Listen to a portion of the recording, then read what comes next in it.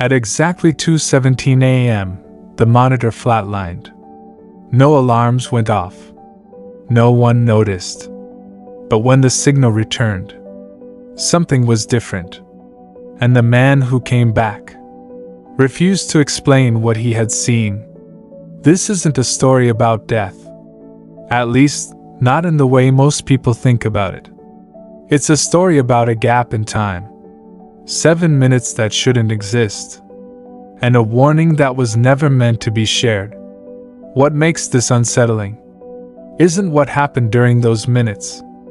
It's what happened after.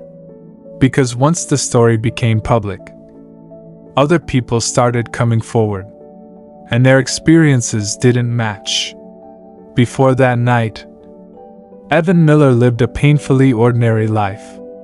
34 years old, software technician, no criminal record, no interest in the paranormal. He didn't believe in signs, or messages, or fate. And that's important, because people who knew him would later agree on one thing.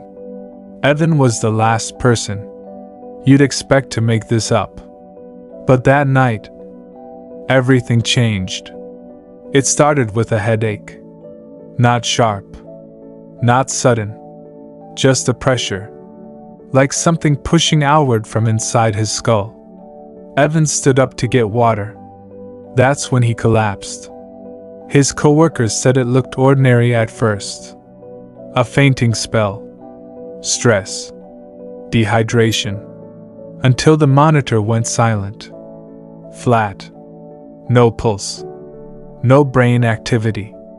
For 7 full minutes. And then, the signal returned. Evan's eyes opened. He inhaled sharply, like someone who had been underwater too long. But he didn't panic. He didn't ask where he was. Instead, he whispered something that no one understood at the time. "It's not finished yet." At first, doctors assumed confusion. But Evan kept repeating the same phrase. Not louder. Not emotional. Just calm. Almost certain. Within an hour, Evan was stable. But something about him felt off. He asked strange questions. Not about his condition. Not about the hospital. But about dates. Specific ones. He asked what year it was. Then the month. Then the exact day. And when he heard the answer, his expression changed. Just slightly. As if something didn't line up. Later that night, alone with a nurse, Evan finally explained himself. Or tried to. He said the 7 minutes felt much longer. Not endless. Not timeless. But structured. Like moving through a place that had rules. And before the nurse could respond, Evan said something she would later write down word for word. People think time ends. It doesn't. It loops. And we're close to the edge of it again. She laughed. Everyone did. At least. At first. The hospital discharged Evan 2 days later. No damage. No explanation. But before he left, he asked a final question. One no one could answer. How many others came back wrong? The nurse didn't understand. But months later, when similar stories began surfacing, that question stopped feeling hypothetical. Before we go any further, there's something important you need to understand. Evan was not the first person to disappear briefly and return. He was just the first who talked about it publicly. And what others described didn't sound like hallucinations. They sounded coordinated. Because when investigators compared accounts, they noticed something deeply unsettling. Different people, different cities, different years, all describing the same place. And the same warning: there's a place people end up. Not on a map, not online. But almost everyone who stays broke long enough ends up there. It's called the place. The place isn't rock bottom. Rock bottom is loud. It hurts. It forces change. The place is worse, because the place is quiet. In the place, nothing is falling apart anymore. But nothing is getting better either. You wake up. You scroll. You eat. You work. You sleep. Repeat. No excitement. No hope. No real sadness. Just numb. And the scariest part? You don't even realize when you arrive there. It happens slowly. Quietly. One compromise at a time. The place slowly rewires how you think. You stop asking, "How do I escape?" and start asking, "How do I survive today?" Your goals shrink. Your standards lower. Your expectations fade. You tell yourself things like, "At least I'm not homeless. Others have it worse. This is just how life is." Those thoughts feel responsible, mature, realistic, but they're not. They're mental handcuffs. The place doesn't trap your body. It traps your imagination. You stop seeing options. You stop noticing opportunities. You stop believing change is possible. Your brain learns disappointment. So to protect you, it lowers your hopes. And when hope is gone, effort disappears. People in the place look normal. They laugh. They joke. They post online. But inside, they've already given up, quietly. Low money creates stress. Stress kills focus. No focus kills progress. No progress confirms the belief that this is all life will ever be.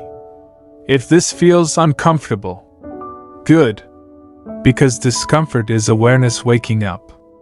There is one small moment, one decision, that pulls people out of the place. It doesn't require money. It doesn't require luck. And once it happens, you can never unsee the place again. In the next part, I'll explain exactly what that moment is, and why most people miss it. Most people think escaping being broke starts with money, a better job, a lucky break, a viral moment. They're wrong. The real moment is much quieter. It starts the second you realize something uncomfortable. No one is coming to save you. That realization feels cruel. It feels unfair. But it's also the most freeing thought you'll ever have. Not because everything is your fault, but because everything is now in your control. Blame keeps you stuck. Ownership sets you free. This is where identity changes. You stop saying "I'm trying" and start saying "I'm building." Escape doesn't happen in one big move. It happens in small, almost boring decisions. Choosing learning over scrolling. Choosing patience over impulse. Choosing progress over comfort. Hey race, why most people miss this moment? Because it doesn't feel powerful. It doesn't feel motivational. It feels lonely. When you start to change, you won't fit in anymore. Your old environment will resist you. That's not failure. That's growth. Once you see the place clearly, you can't unsee it. Even on hard days, you'll know you're moving forward. If you feel behind, you're not broken. You're just early in the process. The voice in your head changes. It stops asking, "What if I fail?" and starts asking, "What if I don't try?" Picture your future self. Not rich. Just calm. Bills handled. Choices available. Hope restored. This is the part most videos never explain. Once you escape mentally, There are 3 traps waiting to pull you back, and if you don't see them coming, you'll return to the place. This part follows the escape moment and explains why many people relapse mentally and financially. Escaping the place doesn't mean you're safe. In fact, this is when most people fall back in. The first trap feels good. You start earning a little more. Things calm down, and you mistake relief for arrival. You stop pushing. You stop learning. You tell yourself, I deserve a break. And slowly, growth pauses. Comfort is not dangerous by itself. Staying there is. Because the world keeps moving, even when you stop. This is how people plateau for years, without realizing it. The second trap is people. Not bad people. Familiar people. Friends who knew the old you. Family who expect the old you. They don't hate your growth. It just threatens their comfort. They say things like, you've changed. Relax. Why are you doing too much? And if you're not careful, you shrink yourself just to fit back in. The third trap is the most dangerous because it lives inside you. It whispers, you're doing enough. Don't risk it. You could lose what you've built. That voice sounds wise, but it's fear. Fear always sounds logical. It uses your past pain as evidence. But it doesn't care about your future. It only cares about keeping you safe. Today, if you recognize these traps, good. Awareness is protection. Seeing the trap is how you avoid it. Escaping the place isn't about motivation. It's about systems, rules, standards you don't negotiate.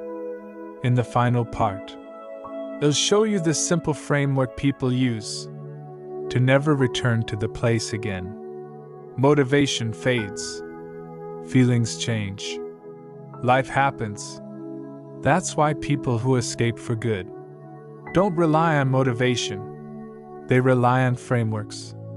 The first rule is simple. Some things are no longer optional. Learning, non-negotiable. Progress, non-negotiable. Discipline, non-negotiable. Not every day perfectly, but every week consistently. People who never go back protect 3 layers of their life. Layer 1, time. They guard their time like money, because time becomes money, before money becomes freedom. Layer 2, energy. They reduce drama. They limit negativity. They stop arguing with people who don't want to grow. Layer 3, environment. What you see daily becomes what you believe. Every escaped person has an anchor. One daily action that reminds them who they're becoming. Reading, learning a skill, building something small. It's not about speed. It's about direction. Bad days don't mean you're failing. They mean you're human. On bad days, you don't quit. You reduce the goal, but you keep the habit. Erase the final lock. You don't ask, what should I do? You ask, what would the person I'm becoming do? Identity outlasts emotion. You were never broken. You were just stuck in a place. No one explained. Now you see it. And seeing it changes everything. Most people will forget this video.